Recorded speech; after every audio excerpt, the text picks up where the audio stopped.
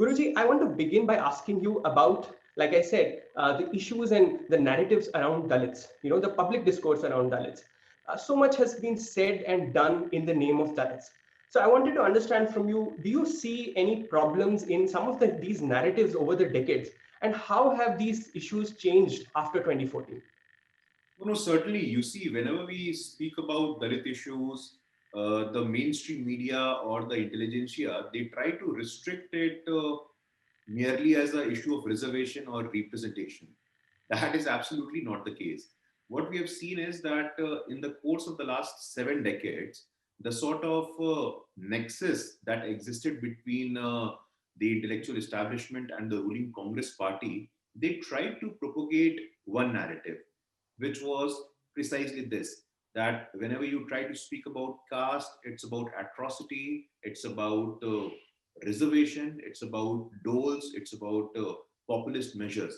But if you look at it in depth, if you do some academic analysis, if you try to bring some nuanced research perspective, you would realize that caste is not just a political concept, it is a sociological concept as well.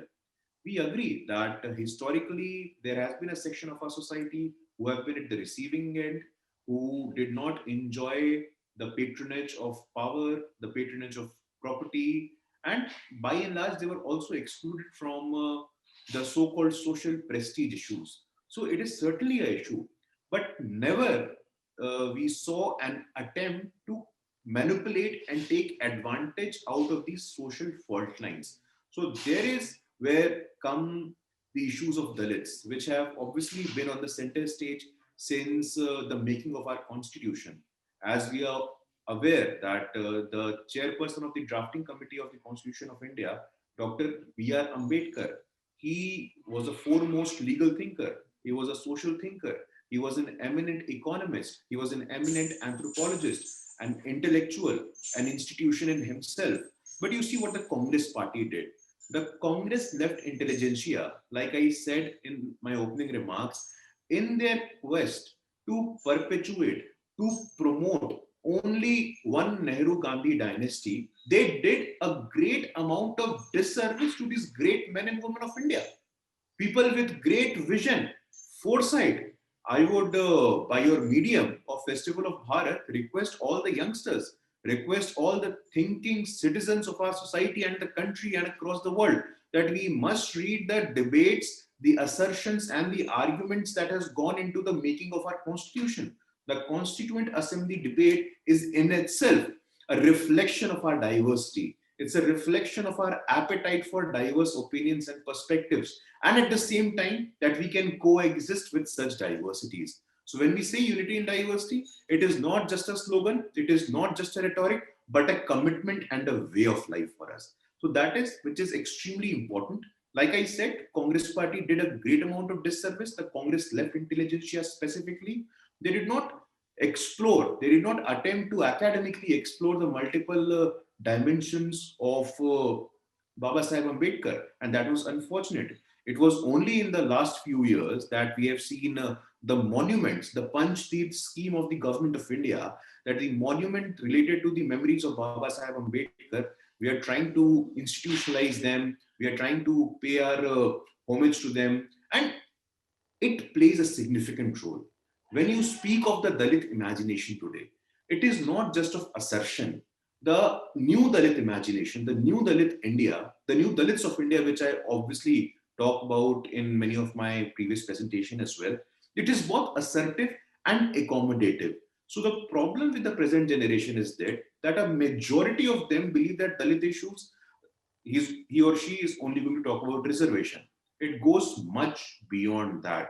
The classification of society which was happening and the occupational classification that was done centuries ago, the young Dalits, they do not look up to that. They are aspirational. And you would see in the coming time how in the field of entrepreneurship, in the field of bureaucracy, in the field of business, they are doing remarkably well. So whenever you speak of Dalit issues, you have to be coming with an objective, with an open mind, without any institutional biases. That has been the case. Having said that, I would also say that there are some problems. There are some massive problems which need to be addressed. Dalits still are vying for representation at critical decision making positions. I would give you an example. You look at the higher echelons of the government, the higher echelons of the decision making authorities. No cabinet secretary in the entire history of our country have been a Dalit.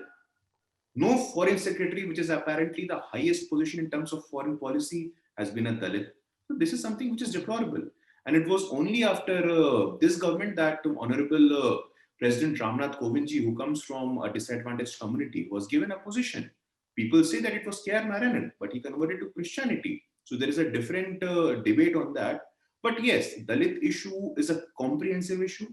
It needs an academic examination. It needs to go beyond the established rhetoric of reservation.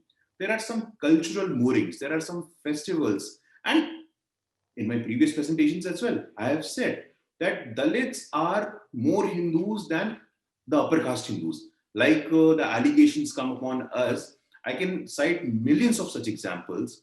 You look at the festivals, the place where I come from, Bihar, we celebrate Chhat festival. You look at the Kanwad Yatra, the sizable presence, the sizable participation is from the socially disadvantaged community.